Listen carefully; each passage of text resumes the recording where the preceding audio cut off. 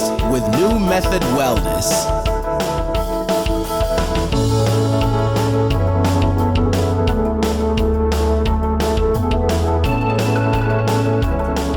This is welcome to New Method Wellness, Stating the Obvious with Dr. D. Today, our guest is Brooke Randolph, and she's going to talk to us about being sober and hungry.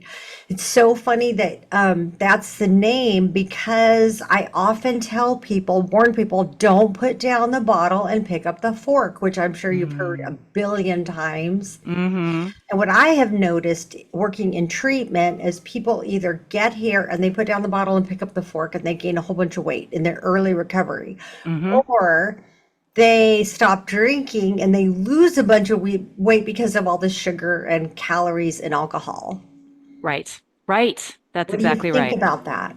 Yeah. So I think that food in recovery is actually a big issue for a lot of people. And it's something that certainly when I was struggling with it, I didn't actually see a lot of conversation about. It was talked about in these very kind of offhanded or sort of funny ways, like, oh, I'd rather be chubby than drunk, or I'd rather be, on the donuts than on the vodka or whatever. Um, and I would hear so many people in meetings and online talking about, I'm sober, I'm happy, life is good, like things are going Yeah, I'm great. happy. And I'm seeing some of my addictive or compulsive tendencies sort of flaring up in some other ways, and most notably, in food. Ha ha ha ha ha. But for me, it was a very painful struggle. And, I knew that I wasn't eating instead of drinking anymore, but I could not figure out how to address this food struggle that I was having in sobriety. And frankly, I just didn't think it was being taken very seriously. So I didn't even talk about it that much, Mhm. because I really didn't want it to be just kind of disregarded or thrown off. So, yeah, something that I see a lot of people struggling with, often in silence. One of my best friends says that he is recovering from food addiction and substance abuse addiction, and he often says that if he relapses, he's been in sober for like 37 years, and if he Hmm. relapses on drugs and alcohol, he's probably going to go out, robbing a bank, being shot by the police. Hmm. But if he relapses on food, he's going to have his whole family standing around him in a hospital room questioning whether to pull the plug or not. Mm. Equally devastating for his family, just a lot less intense, or maybe not less intense, a lot less, Immediate, right? immediate. Yeah, Oh, right, definitely. right. And like I have said, it's definitely the unglamorous disease. Like Mm. what I hear in support groups for drugs and alcohol, being in a limousine and from back, I'm dating myself, being in a limousine, doing cocaine with producers and blah, blah, blah, opposed to eating out of the trash. That's not as Right. glamorous. Right, right. Or Car being cake with isn't rock as stars. glamorous, right, as right. Doing drugs and Yeah, drinking yeah, and yeah. no, absolutely. I think if we want to call it an addiction, and I think the language around this actually needs some evolution also, but we'll just say food addiction. Okay. Yeah, I Well, think it's tell us like better language. yeah, We're all open to learning, right? yeah, yeah. I mean, I think so. We don't call alcoholism liquid addiction, right? We call it alcohol use disorder or alcoholism, right? We're not addicted to all foods. There's just certain ones Mm. that we respond in this very, you know, uh, difficult or painful way. So, I always tell people, yeah, I'm not addicted to all liquids. In fact, most of them I can handle just fine. Alcohol, I cannot. Well, So for those of us, I do yeah, call alcoholism addiction because I yeah, think alcohol is a drug. right, So I right. don't really just differentiate if somebody is an alcohol addict or a meth addict. Right, right. Same. I think there are some foods that produce addictive effect. So absolutely there is food addiction, but it's not all food. And Mhm. so I think that, talking about food addiction, it That's just such a sounds good like, oh point. Yeah. gosh. No, my problem must be every single thing that I eat. And actually, for most people, for the people that I work with, certainly that's not the case. It's Right, like certain foods. I've never heard of anybody. Well, actually, I have binged on baby carrots. Hmm. Hmm. So, Hmm. but I've Yeah, heard of fewer people binging on kale than on chocolate right, ice cream. right. Well, and I find that when we find the right way of eating for us, we behave, quote, normally around food, right? When we find the way that our works best for our biology, we start to unravel all of those behaviors that are starting to even be seeing in things that we aren't really addicted to, but we're just sort of acting out these behaviors because the central problem hasn't been resolved. So yeah, so when I hear someone's being like, I'm just totally, crazy on baby carrots. Yeah, I totally get that, believe it and all of that. And in my experience, it's really this kind of central group of foods that affects all of the other behaviors around food that we have. So a lot of times those behaviors will normalize when we get our eating And the same in places order. in the brain, right? You Yep. know, Yes. cocaine, Yeah. sugar, cheese. You read study after study saying that I, cheese has never been a thing for me, but I know people that don't eat any refined sugar, don't do any of the other, but cheese they can't have because it gets to the amygdala spot of their brain in a Mm-hmm. big way. Yeah, yeah. It really is about finding the foods, the food groups that work with your unique biology. Mm, And as recovering people, and this is the niche I work with very specifically, mm, people with a variety struggling with after recovery. mm. And Oh, wow. most Okay. of us, yes, really struggle with a very specific issue, and that issue is hypoglycemia. Mm. So we can get into that a little bit later. No, But get into it. Get into it. You should can't we just get into leave it us now? hanging. Yeah. Sorry, Dr. D, you're breaking up a little bit. Say that again. I said, get into it. Get into it. You can't just leave us hanging. Tell us about Okay, hypoglycemia. got it. Okay, I'm gonna back up just a tiny bit and kind of go into some nerdy science stuff because I really, really enjoy this. And with food, food is such an enormous part of our life, right? The consequences are such a slow burn. It is such a difficult thing to kind of confront that I Mhm. think lots of information is good. The Yeah, more and I mean information, the also better. the piece about it's real, the cultural and Yes. educational piece around food. There, I've read so much and studied so much and been to so many places to hear about food and addiction Hmm. and eating disorders. But one of the things that comes to mind a lot is how we treat food culturally. I mean, the times that I've said, "Oh, I'm going to be completely off any recreational sugar. I'll just go no more recreational sugar," the fun stuff. And I'm shocked how many people say, "Oh, you can have one," just like it's so and so's birthday or Hmm. and I'm just like, no one would say that to me about heroin. Right. For me and for my clients, that's the emotional part of the Mm, overeating puzzle. mm-hmm, So I want to start by saying there are lots of origin of food issues. mm, So I am in no way suggesting that everyone in the world who struggles with food has hypoglycemia or for is a sure. food addict or any, I mean, there Yeah, are yeah. many, many, many reasons that people struggle with food.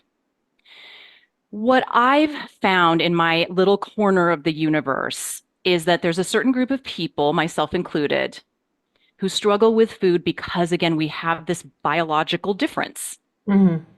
And the way that my people sort of differentiate themselves is that they are sober. They have had a primary addiction that they've overcome, usually to drugs or to alcohol, but sometimes to other things too. Hmm.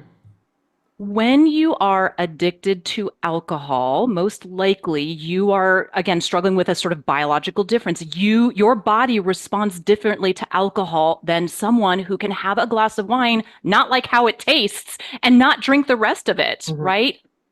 That is just absolutely like Hmm. unthinkable to me, Well, right? that's unthinkable to me with food. Hmm. Like, I will say to my husband, "Do you want dessert?" And he says, "I'm full." And I'm like, "What does that have to do with anything?" Hmm. Yeah. Like, I didn't So ask you if you were we, full. I asked you if you wanted ice cream. But you also his, have a second stomach, right? The dessert stomach that can always handle sugar, no matter how full. That's exactly right. So, that was definitely my story. Like I got sober in 2001. So I'm over 20 years, alcohol free. I work as a 12-step program to this day for alcohol. But within a year or two of sobriety, right, I picked up that terrible struggle with food that I had actually left off when I started drinking and using. So food was my first addiction. When I was a child, I Mhm. remember very distinctly sneaking cookies and going over to my friend's house because her house had the regular soda in it and just being so focused on that and Mm. not realizing what was going on, but just so clearly remembering that.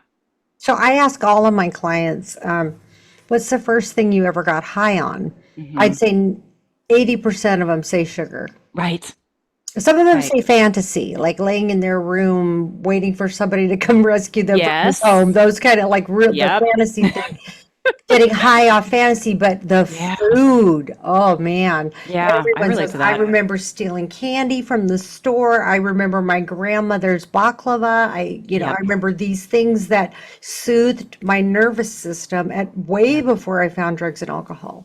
Yeah. Yeah. So again, the food is so available.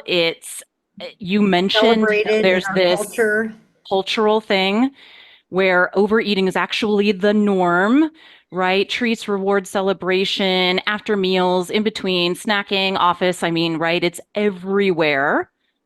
And so there's almost no avoiding it. So if you are predisposed to having sensitivity to certain foods, there's virtually no way that you aren't going to encounter those foods, right? And potentially eat them and turn on this little switch in your brain. And again, the phenomenon of like craving, of blood sugar roller coaster, of getting a sort of euphoria or an ease or a comfort or a lift from eating certain foods and then feeling withdrawal afterwards. So again, I come from, a perspective that this is mostly biological. This has nothing to do with discipline, weakness, frankly, even things like resolving trauma and emotional balance. Those things play a role, okay? So I'm not discounting them.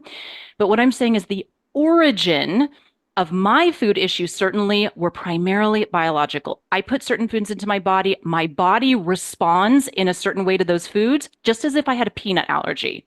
And I eat peanuts and I break out in a rash and I get hives and I get sweats. No one is like, have some more. Or, what's wrong with Why are you? you Right? doing that? Who Don't get did this to you? hives. Right.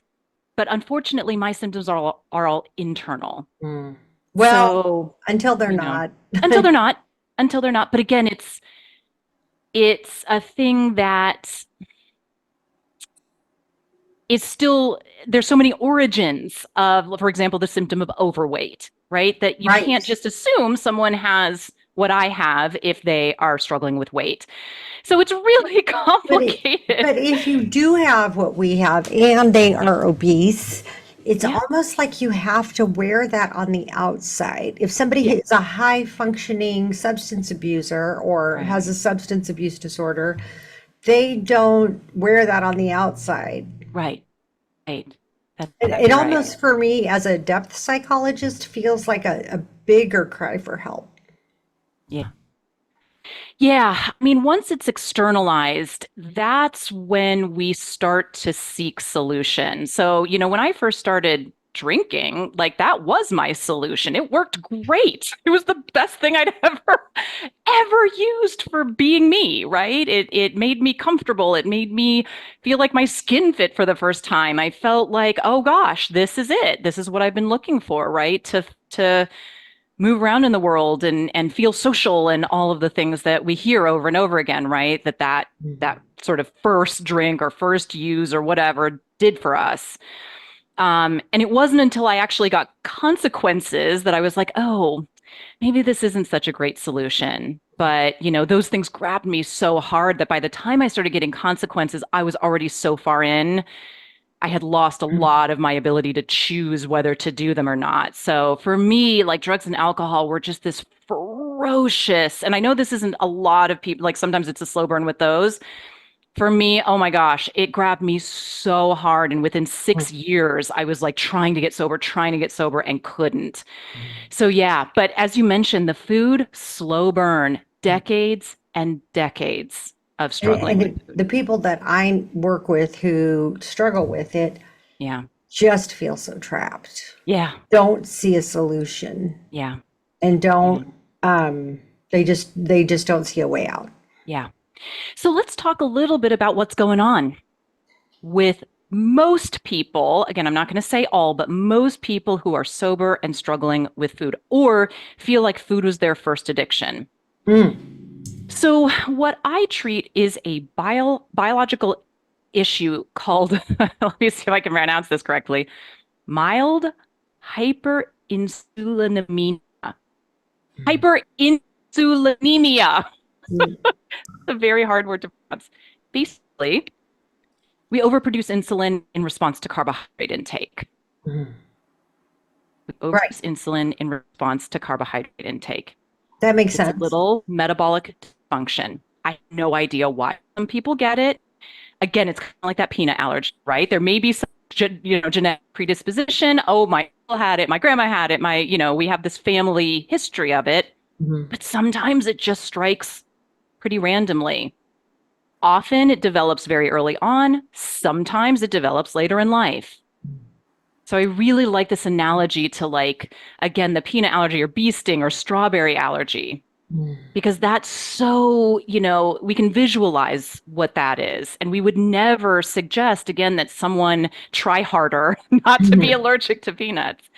But again, that's because all of those symptoms are so external, where ours Well, are internal. in that along that line, my mother's family is indigenous, Hmm. and the evolution of going from a one way of eating to a way of eating that's sort of forced upon you, that Hmm. evolutionary wise, this group of people wasn't used to processing certain grains, and now society that used to die of old age is dying of diabetes, Hmm. alcoholism. Hmm. You can't tell me that they just, that's, I mean, I'm sure trauma has a part of it, but I really believe that they are not built Yes. biologically to process the foods Yes. that they're And the eating now, body that is we're eating. responding in some ways normally to these totally foreign, not native, not you know, foods that the body has evolved to handle, given the environment and all Maybe of in a that. hundred years, it won't be a thing. Then, they'll just be able to eat those kind of Yeah, foods without the diabetes and all these horrible heart diseases. But now, today, that's not happening. that's right. Well, and frankly, I'm seeing basically everyone who is exposed to these, ultra processed foods, not everyone, but many, many people are Many very people. allergic to them, are It's very interesting to allergic to me, them. like this more my generation than yours, of we're going to eat sweet and low, and I'll say to people like, that pack of sugar has 15 calories and it's not processed. If you're going to put something in your coffee, like for me, I would rather have 15 calories worth of sugar. I think my body would process it better than sweet and low or an artificial sweetener. But I know I come from a generation of Tab and Diet Coke and Hmm. Yeah. Yeah. So yeah, it's really, and it is a little different for everyone. So, I may not be as sensitive to certain things as you are, and you may not be as sensitive to certain things as I am. so individualized. It is, it is. Although I will say, I mean, there are a few kind of universals, again, when it comes to sort of my Yeah, niche. yeah, yeah. Which And I, that I think you're being really generous. I don't think it's your niche. I think it's most people that suffer this way I think so. I or think so. But struggle this way. Yeah. that struggle. Yeah, yeah. I mean, I think, yeah, this is a pretty significant widespread issue. And I think a lot of people actually struggle with what we're talking about. But yeah, usually with my clients, I will start with carbohydrates Mm, and just looking at their sources of carbohydrate. And mm, usually that is the sort of nexus of all of the other food issues that are going on. So when they put a level of carbohydrate, and for some people, this is just purely like refined sugar or ultra processed foods or whatever. For some people, this is also potatoes. For some people, this is also chips, right? Like, so it just kind of depends. For some people, it is diet soda, and for other people, it isn't. So it's sort of interesting. But we start with some of these core foods that are pretty known for triggering this kind of allergy. mhm, And when we're able to sort of create a plan of eating that eliminates foods to which we are addicted, i.e., allergic, mhm, mhm, really kind of all kinds of magical things happen. We produce the appropriate amount of insulin. So if we're putting in a mhm, level of carbohydrate that's too high for our bodies, and for most of us who are recovering, we might be surprised how much is too much. It's not that much, right? That can really trigger a lot of these symptoms. When they're not triggered, when we're producing an appropriate amount of insulin, when our blood sugar isn't dropping, precipitously after a mhm, meal, we like everything that we want from food happens, mhm, right? So we lose weight, that constant mental food chatter that is provoked by insulin, by dopamine, and there's more and more studies that show those things are related. We stop thinking about food all the time. Our body stops responding with that allergic reaction of craving, mhm. right? So if craving was a rash, I'd break out in that rash when I eat, refined sugar, when I eat too much processed carbohydrate, except again, it's all internal. This sounds like very intellectualized, which I Yeah. appreciate as a scientist. Yeah. And I'm curious what you would say to people who say, I can't sustain that. Hmm. For Yeah. example, I work with a patient and she said, I had a binge last week. And I said, Yeah. what happened? And she said, I had 5 pieces of See's candy. Hmm. And I said, do you remember when a binge was 5 boxes? Hmm. Yeah. She said, yeah. And I said, okay, well, that's credit. And she said, I'm starting to believe that I can't sustain, Hmm. this, some would call it perfect way of Yeah. eating or eliminating these foods. Yeah. For me, I Yeah. have to, have moderation and me compared to me, Hmm. you know, five Hmm. pieces opposed to 5 boxes. Yeah. No, it's a great question. And actually, what I work on most with my clients, because yeah, they'll get the food piece of it pretty quickly. And in fact, the first time we And meet, we most people really know that, plan right? that Like if out. you eliminate Yes. these foods, you're going to Yes. be much happier and healthier. Your brain will function better, your gut. Yes. I think We most, know. like if we could do that, if everybody could do that, Yeah. that would be Yeah. ideal. Yeah. So, what we work on mostly is the emotional part, not this like, I think a lot of people think emotional overeating means if I could just learn how to manage my anger, I would suddenly Mhm. have this key where I could just eat everything in moderation and be perfectly fine and lose weight and look like a, movie star. Mhm. When I'm talking about emotional overeating, I'm talking about what it takes to eat sober. That's sort of what I call it in a world of overeating. Mm. And it is a mindset shift, if you want to Mhm. talk about it that way, that Absolutely. just completely changed the way. I mean, I was on diets, off diets, on diets, off diets, on low carbohydrate, on low calorie, on this, on that, all of the Fat time, free. obviously, right? In fact, I Mhm. was never not dieting. I don't know that I've eaten, quote, normally. I mean, I've been food sober now for about 8 years, but before that, I don't think I'd ever eaten in a way that I wanted to, Mhm. right? Mhm. Naturally. So the mental shift, the mindset is the emotional part. And what I had to learn was that I had to look at sober eating in a way that was abundant, happy, Mm, a treatment for a biological issue I had, mhm, not some moral, mhm, punishment. mhm, I had to look at it as giving me everything I've ever wanted with food, weight, body image. And when I started to recognize that the voice in my head around sober eating was the voice of the overeating world and actually mhm. not really my own, Right. that's when everything changed, right? So the overeating world is you need to be able to eat these highly processed, high Mm, carbohydrate, very palatable foods in order to relax, to feel rewarded, to celebrate all the things we've talked about. If you don't, you're weird. If mhm, you don't, you're restrictive. If mhm, you don't, you're denying yourself.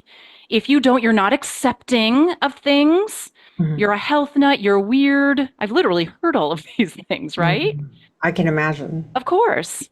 I have a friend that says, I had to become friends with deprivation because in my Mm, mind, not eating everything on the table was depriving. right, right. I considered like, you can't take my food away. I'm Mhm, not going to live in deprivation and I'm just going to eat whatever and I'm not going to count calories and da da da.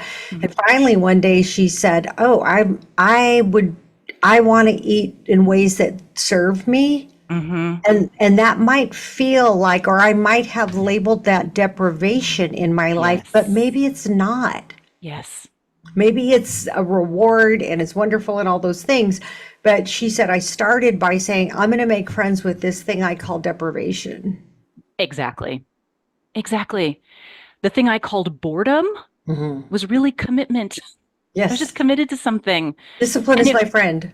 you know, yeah. And so really, and again, anyone listening is probably like, oh gosh, that's Yeah, yeah, yeah, yeah, right. yeah. Like, how could I do that?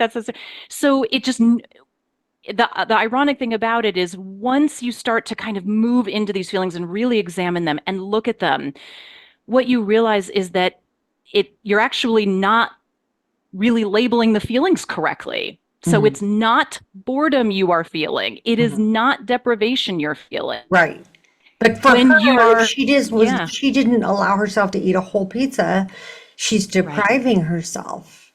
right, And then when she realized that's not deprivation. But for me, right. I think recovery in general is about growing up. Well, and yes, And and this it's is a about, very grown up way of eating. yes, and about telling yourself the truth about food and Mhm, about eating. I really like to compare it to recovery, mhm, right? Like if someone was like, you're weird for not drinking. I actually didn't get a lot of that when I got sober. I think people knew how problematic alcohol was for me. So mhm. that was kind of a gift. Because it was just such a Like, wild we're so animal. glad you're not drinking. Have That's some right. That's soda right. water. That's exactly right. So I didn't experience that as much. And I think culturally, we are shifting a little bit. I see the younger generation kind of Mhm. rejecting alcohol Oh, as yeah, this for social, sure. thing and sort of My looking husband down and on I just it. look at our 19-year-old and we're like, Yeah. aren't you guys gonna, his friends will all be over, no one's drinking. And we're just like, what are you doing? You're 19, you're in college, Yeah.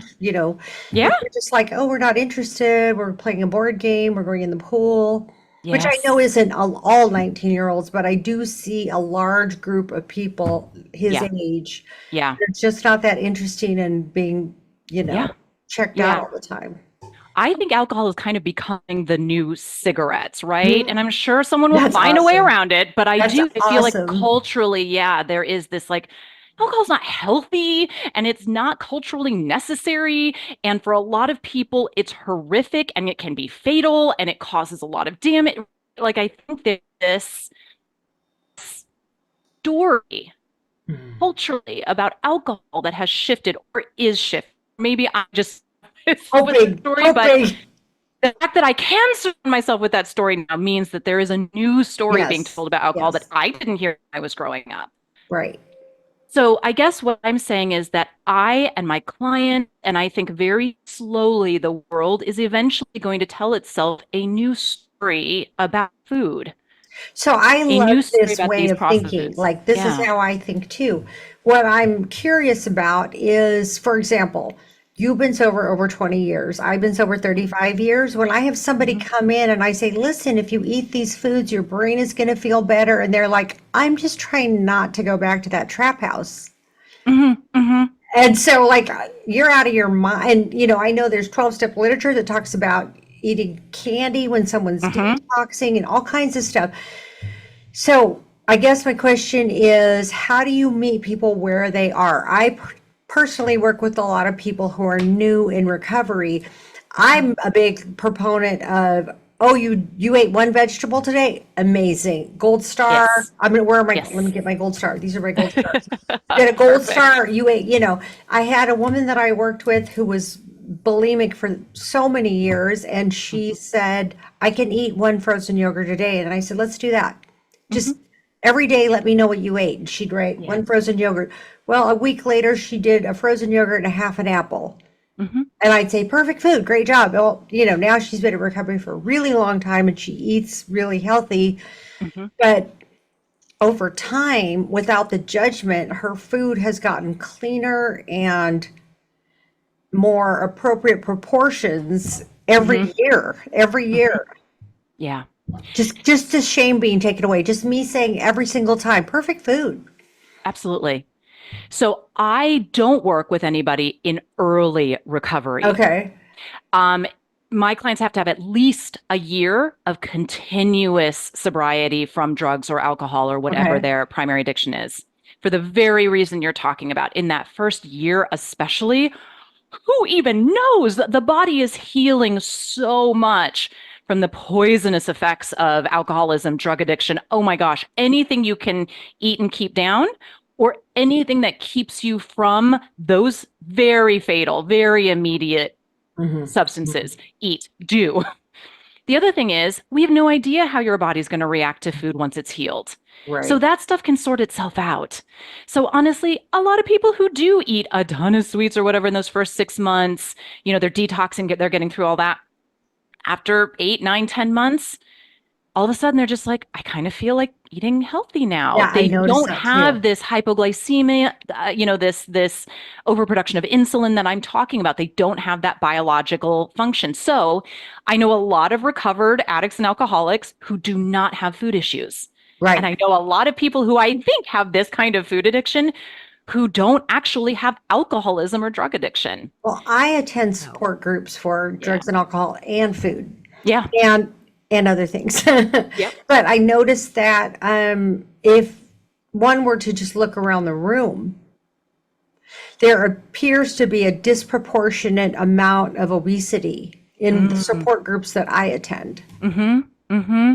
Yeah. And again, to me, not totally surprising. I think more recovering people than not Mhm. probably have some of these food sensitivities, right? I Just by the I've nature been of their bodies and how they react to substances. I've been doing this part of my life for 25 years of, counseling Mm-hmm. people in mental health and addiction. And I would have to agree with you Mm. that I'm surprised when I meet somebody with substance abuse and they don't have any issues with food. Right. Now, I do see it. I do see it, but it's less than it Mm-hmm. is. And I've had people say to me, I don't want to talk, I don't want to go to that support group that has to do with food, and I don't want to talk about my food. And I'm like, just Mm-hmm. don't drink and use. Just Right. do that for a year. No one's going to force you to do that. That's not a good idea. Right. So, it may be too much at one time. Totally. And food is a big one, right? So I say a year, but I would say probably most of my clients have a couple under their belts. But Good. that is Yeah. my cutoff. It has to be 1 year because you just don't even know what's going on with the food until you've healed, really healed Mhm. body and mind from the effects of alcohol use. And I know that everybody's going to criticize me for this, but I say the same things about cigarettes. Hmm.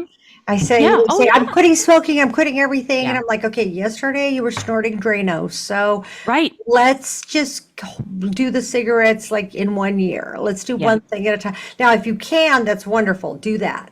Right. But in my experience, like if you're about to relapse, I'd rather see you smoke a cigarette than Yeah. pick up because I agree completely. And I have, I'm in and 12 that's step still, pretty so I controversial. sponsor. I Right. know it is, but I mean, the kind of alcoholism that I deal with, that my sponsees deal with, that I see in the rooms, it is no joke. It is life and death.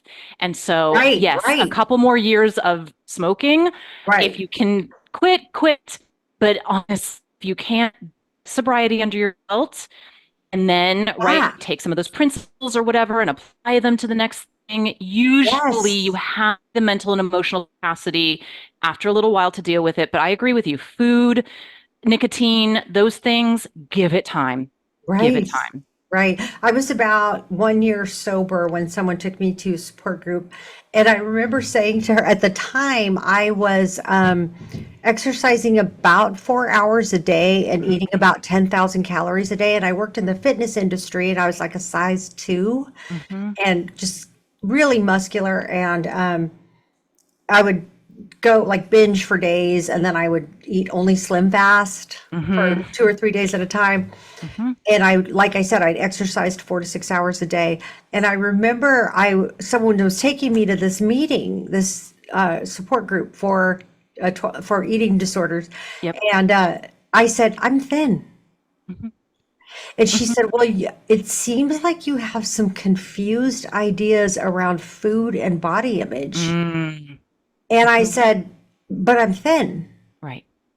And she said, I agree, you are thin, but Mm-hmm. you spend a lot of your day exercising, eating, and it was a form of bulimia Right. that I didn't know at that time. Right. I never was bulimic, but it was a great way to, you know, Right. I would do all that exercising just so I could eat that much. Right.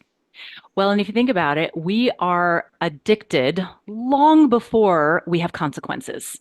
So I was alcoholic long before I was getting pulled over and, Yeah, all of yeah, the yeah. things that happen as the result of that. So, even though overweight is one of the more external symptoms, you Right. can absolutely struggle with food and be a quote normal weight, be a straight size, right? Be in a healthy BMI, whatever those Yes. things mean. Yes. And you can absolutely have food addiction for sure. Well, I was surprised. I will say to this day, I have been in different industries of my life, and I think the most amount of eating disorders that I have witnessed have been in the fitness industry. Hmm. Hmm. In my personal experience, that isn't any meta studies, but in my Yeah. personal experience, I've seen the most amount in the fitness industry. Yeah. I mean, I don't tend to rail against like big food or anything. I can't fix all of that Yeah, single-handedly. for sure. But I will say we have really screwed up food a lot. We've really done a number on it, right? You go to the store, you go through the health food store, it's like we have processed and stripped out all of the things that we need in food, and then we resell them, right? As like supplements, as bars, as powders, as shakes. And, I'm surprised when people don't have food issues. Exactly as you said, when anybody does it, never mind Right, sober right, people, right? right. So, again, the mindset thing is in many ways we are responding normally to abnormal food and an abnormal culture around foods. And so that mindset shift, like discipline and deprivation and stuff, I even use those words because sober eating is incredibly abundant. It's incredibly delicious, right? It's very nourishing. It's very energizing. There's a lot of variation. So, it really is something that if we can just sort of step out of the matrix a little bit. And I totally Yeah. use stills from that movie sometimes in my teaching, where I'm like, you've got to stop the speeding bullets of like, this story that we have around the foods we love. When we Hmm. think about the foods we love that we're not willing to ever think about never eating again. And by the way, I never say never. My clients Right. don't ever not ever eat X or Y or Z again. That's not a thing. But when we're just shifting our food, we're Right. shifting our But don't relationship you with think when we food. do shift our relationship with food, Yeah. those things aren't as attractive. Yes, a I used hundred to thousand percent. I used to drink about 6 or 7 Diet Cokes every day. It didn't Mm-hmm. bother me at all. I Mm-hmm. just sucked through them. It was no big deal. I Oh liked the yeah. energy. I felt good. They were delicious. I put Yeah. lemon in it. And then I went to an Ayurveda doctor who turned me on to this Ayurveda water, Mm-hmm. which is just like a recipe of lemon juice, raw honey, mint, Mm-hmm. and what's the other thing? Salt. Mm-hmm. And I just didn't want the Diet Coke when I Right. started drinking those, and they were so Right. hydrating and yummy and delicious. And um, I like a few years later, I was like, oh, everyone's having Diet Coke for lunch. I'll have a Diet Coke. I took one sip. I almost spit it out. Like Yeah. I couldn't eat it. I couldn't drink Yeah. it. Yeah. And so I Yeah. feel like the more that I shift my thinking and my behaviors are big, the less attracted I am. Yeah.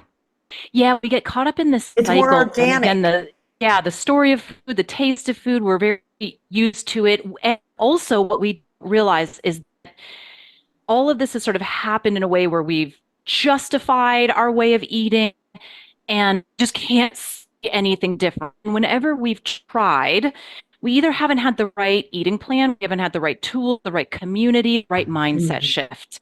It's Yes. like we try to kind of bang our heads against the wall of the story, Mhm. right? Yeah, So, real recovery kind of changes everything and nothing. Like we're the same people living the same lives. We do not have to fix everything. We don't have to like change our relationships, change our jobs, right, change our kids. right. We don't have to change any of that Like I stuff. said, one thing. One thing, but it's the right thing. And And when yeah, that the right thing, thing yeah. shifts, all of a sudden, again, we're out of the matrix. And we're Mm, like, I oh love my that image. gosh, I can see it. I can see how, like, I was telling myself this thing about these foods, and it's just completely not that thing at all, right? So, now I'm talking like so vaguely, what am I No, even no, talking about? But it's, I think that the listeners yeah, really yeah. understand, like We when you created make a lot. Oh, sorry, go ahead. when I made the shift from Diet Coke to Ayurveda water, Yeah. I really never expected it to take. I never Yeah. expect, and now like I can't not have lemons, organic mint, raw Yeah. honey, and sea salt in my house. Yeah. I can't Yeah. not have those things because I know I have to make it in the morning. Right. And so what I was going to say about that is we don't realize that we've built like little tiny rituals and little tiny routines Hmm. and little tiny decisions in Hmm. order to support these habits that aren't working for us. Right. Right. And so again, it's looking at those and being like, oh my gosh, I can just not do that anymore. It's Yeah, really not a yeah, big yeah. deal. Like it's okay. But It's like okay. rewiring your Yeah. brain to go, Yeah. oh, when I reach for Diet Coke, do I Yeah. still have Ayurveda water left? Let me Right. try that, Right. and then Right. eventually my brain is rewired to reach for the Right. Ayurveda water instead of the Right. Or you Diet Coke. notice that like every time your friends come over, you break out the Diet Cokes, or whenever you Yes, go out to a yes, restaurant, you yes, order Diet Coke, or like yes, these little rituals where it becomes so normalized, you cannot imagine not doing it. right. So that's what I mean by kind of breaking out of the matrix, where it's like, oh, it's really not that big of a deal. It really isn't. You know what I I mean? agree with you. I think you're Yeah. so spot on with Yeah. with your ideas. What do you think that one thing about your like your recovery program that almost no one agrees with? Ooh, yeah, that's a great question. So, I would say that there's different parts of my recovery program that are hard for different people. Mhm. Um, okay, but if I was going to answer the question, I think I've sort of said this before, but I think a lot of times people want their food issues to be emotional.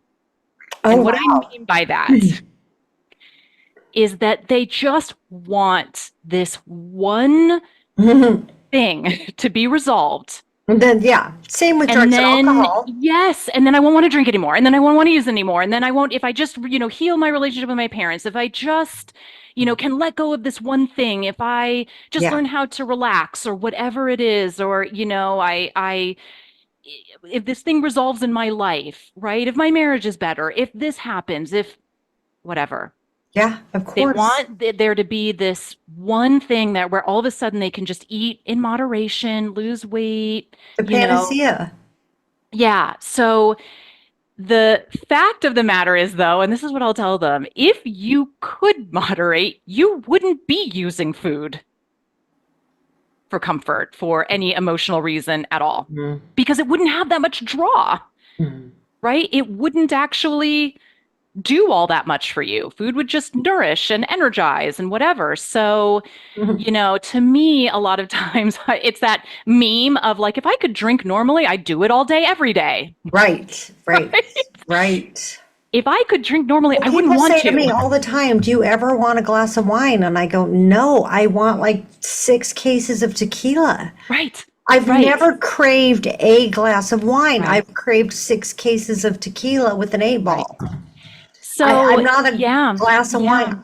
Honestly, Brooke, I don't think I've ever in my whole life had one glass of wine. Not me. I can tell you that right now. I really can't think. I don't ever think there was a time when I went, "Ooh, glass of wine." Yeah. Yeah, I have a friend who is in recovery for eating stuff, but she's never had an alcohol problem. And we'll go Yeah. out and she'll order a drink and go, "Ooh, I don't like that one. It doesn't taste good." And I'm like, Yeah. and then she won't order any more. I go, "Well, do you want a different one?"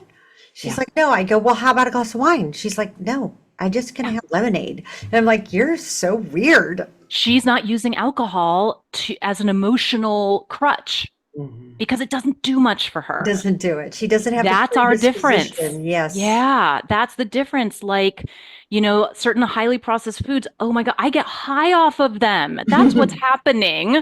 I'm not looking to them for emotional support. I am looking for them to give me a fix, a high, a lift, ease and comfort. That's a biological issue. Dr. Pat Allen used to say, "Have you ever had a spiritual experience with a donut?" Hmm. Either never or every single time I eat one. Do you know what Right. I mean? Or in So, psychology, what we call the variable, which I yeah. think messes with food addicts more than anything, is the Hmm. variable. Because what the variable means for our listeners is I could have 3 donuts in the next 3 weeks, one a week, and I don't get triggered. Hmm. And then on week 4, I'm Yes. down the rabbit hole. Yep. Now, the variable means I'm going to go back looking for those first 3 weeks for the Which rest one of did my it? life. Yeah. Was it this Yeah. kind of donut? Was it that I had it in the morning? How can I get back to the Yeah. variable that sometimes it works? Yeah. Yeah. And the other response that just kind of reminds me, like the other response to like, how do I stick to it? At the end of the day, that's why I would lead with so much science because it just is. Mhm, mhm, It mhm, just is, whether you stick to it or not. It just is. mhm. And what I mean by that is once you start to know, so for example, once I went into AA and I started to know things about my condition, right? I couldn't unknow them. I could go back out drinking, but I couldn't unknow that I had certain differences, that there were things that were going on with It me, ruined that your drinking. it ruined my drinking. And so Mhm. I can ruin someone's eating today. That sounds Yes. terrible. No, no, I love that. I If I love can having my ruin eating someone's ruined. food I addiction today, love having I my want to eating ruin ruined. somebody's food addiction. I Y'all love that. eat what you want, but I'm telling you that if you have a certain amount of blood sugar, it is triggering this chemical cascade in your body that it cannot handle. It was not evolved to whatever it is. You have a genetic predisposition. It is going to set off a series of events that will leave you high and then in withdrawal and craving more, and then meeting that craving with more of these foods that set off this cycle in motion. And so at the end of the day, can I convince somebody to treat this? I think only by stating the facts plainly. And finally, and maybe I'll kind of wrap up with this, by talking about the results of treating food addiction and sobriety. And they are this: weight loss, the quieting and elimination of that constant, what did I eat? What am I going to eat? What is she eating? What is he eating? What do I weigh? How much do I weigh? Am I going to wear this? Can I wear this in my closet? Oh my God. What am I going to eat today? How many calories? Right? Painful cravings and urges, quiet and eliminate. We experience steady energy throughout the day. We sleep well. We find that a lot of our other symptoms clear up, right? The things that we're constantly being sold, gut, hormones, Why skin, would we want to go back? all of that. The food is really, really good. And finally, there is this kind of inexplicable sense, although any recovered person will know exactly what I'm talking about, that we're free. We're Mhm. free from the tyranny of compulsion. So good. It's good. So It's truly miraculous. it is. It is. It really, and for me, I mean, again, it was a miracle to get sober because it was so bad for me and it was clearly going to be fatal. Like it was so bad. But the food, like, is such a burn. Mhm. I was never hundreds of pounds overweight. It wasn't interfering in my life the exact same, and really in any way You weren't similar getting to arrested alcohol for at it. You all. weren't getting pulled Exactly. over for it. Yeah. You weren't losing jobs. And Right. Right. some people are, But though. Some people are doing and those some people things. are for I sure. was And I like was headed you. there. I was headed Me there. I'm too. Me sure. too. I'm sure I was headed there ultimately. Actually, I know I was. And a lot of relationships were actually ruined over it. So I can't say that it was like all internal, but that's enough. It Mhm. is, and I really want to say that it is enough if food is causing you grief, struggle, obsession, time, energy, poor self-esteem, if it is stealing your agency, that's enough. It does not have to get to the point where we have, type 2 diabetes or we're hundreds of pounds overweight or we're crashing our cars. If it has gotten there, that's okay, right? There's always Mhm. recovery. It is always Yeah. available. But I'm yeah, I like would you. I say food is believe hard for anybody that. can get recovery. I want to ask you a couple more questions before we Okay, finish up. sure, of course. What is a no-brainer piece of information that you would like people in recovery to know? Just like break it all down and just like Yeah. one no-brainer that you wish you could tell our listeners. Like I'm kind of a dead horse, but that is biological. It's just your body doing what it does. And I yeah, have a mentor who says if it weren't if you are like insatiably eating, that cannot not be biological. right, People right. don't insatiably eat for moral or, spiritual or trauma. Or, I mean, those things are Yeah, all involved. But that insatiable need for food has got to be biological. yeah, yes, certainly. Right. For us, for those of us who know that we already have this predisposition Mhm. to a chemical imbalance when we introduce certain Yes. substances into our body, You it's are just so very clear. smart. Oh, Okay, thank tell you. me one question that you wished I had asked you. Oh, you asked a really good question. It is such a pleasure to talk with someone who, so again, like, gosh, one recovered person talking to another, there is nothing else like it in the world. There isn't. And that's why I feel so passionate about this because it's like I've lived this. I know, most of my dearest friends in recovery have lived this. And if you haven't, and most diet gurus have not, I want to Mhm. be very clear. Maybe they Absolutely. have food issues or whatever that they've been able to resolve, or gut issues or skin issues or whatever it is. But if you have not experienced addiction, Mhm. the total hijacking of body and mind to the point where you have lost the ability to make a Make choice. choices. Yep. You don't get it.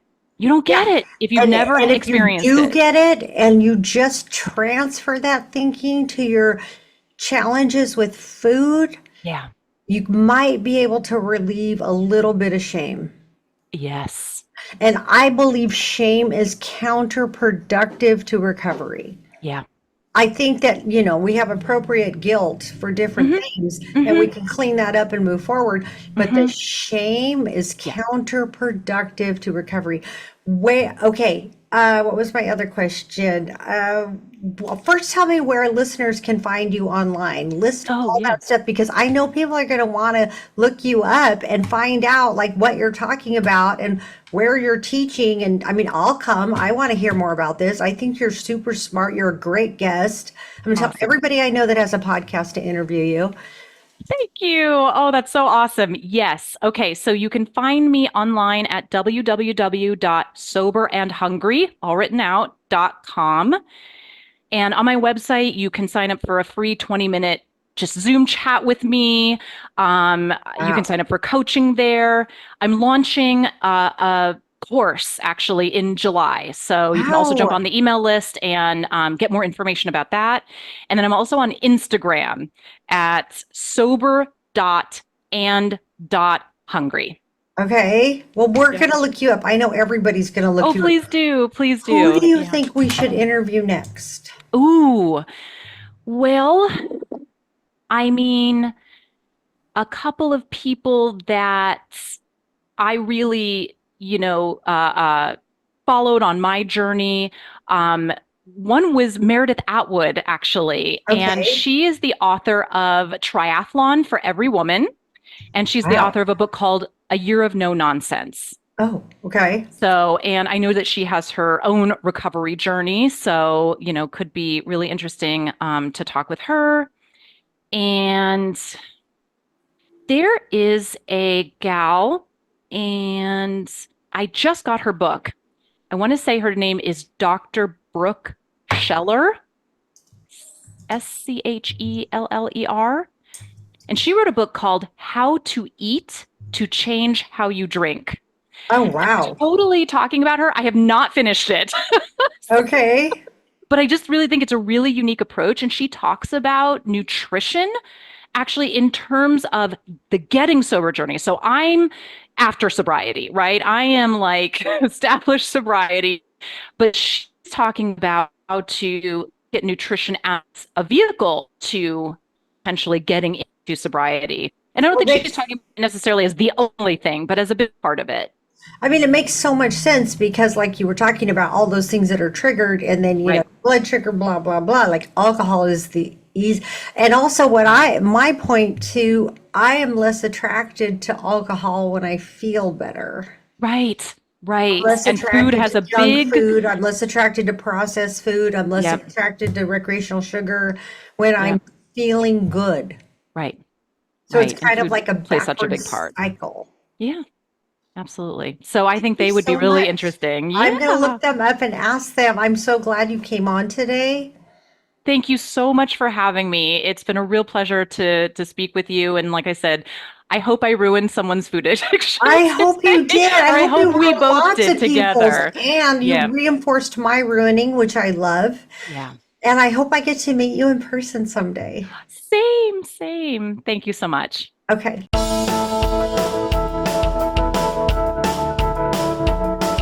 Stating the obvious with New Method Wellness.